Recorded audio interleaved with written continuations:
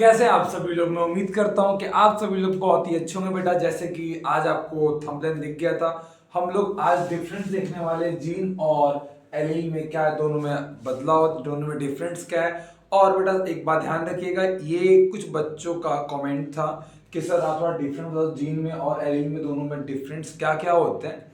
किसी भी बच्चे का कोई भी डाउट होगा बेटा, आप कमेंट बॉक्स में आप बस कमेंट लिख दीजिएगा, मैं उसका ऐसा ही आपका डाउट क्लास जैसा आपको वीडियो बना के भेज दूंगा। ओके, आपको कमेंट पर रिप्लाई कर दूंगा, उससे कोई मतलब नहीं होगा क्योंकि आप गूगल पे भी जाके सर्च कर सकते हो।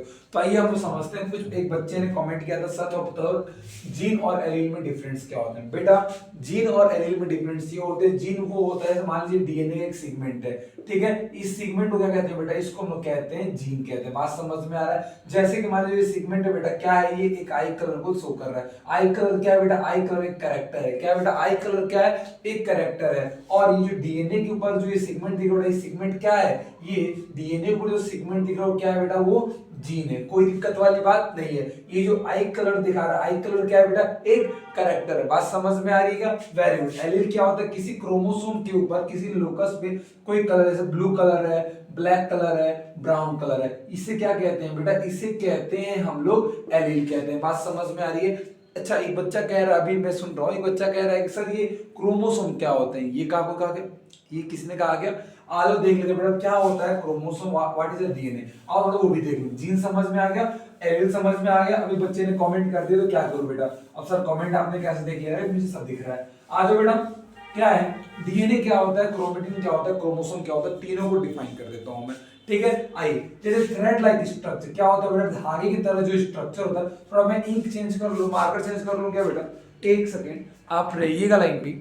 आइए देखिए क्या कह रहा हूं मैं ये कह रहा हूं जो थ्रेड लाइक स्ट्रक्चर और इससे क्या कहते हैं, डीएनए कहते हैं। कोई दिक्कत वाली बात नहीं है। ह्यूमन के अंदर जो बेटा डीएनए होता है, ह्यूमन के अंदर जो डीएनए होता है उसकी लंबाई कितनी होती है बता देता हूं, 2.2 मीटर सिंगल डीएनए की लंबाई होती है। कितनी लंबाई होती है बेटा, 2.2 मीटर। डीएनए के ऊपर चार्ज कौन सा होता है, तो नेगेटिव चार्ज होता है, याद रखिएगा। डीएनए जो किसके ऊपर लपेटते किसके ऊपर है, तो याद रखिएगा हिस्टोन जो होता है प्रोटीन का बना होता है, जो पॉजिटिव चार्ज होता है जिसके ऊपर डीएनए को हम क्या करते हैं, लपेटते हैं। बात समझ में आ रही है बेटा, कोई दिक्कत वाली बात नहीं है।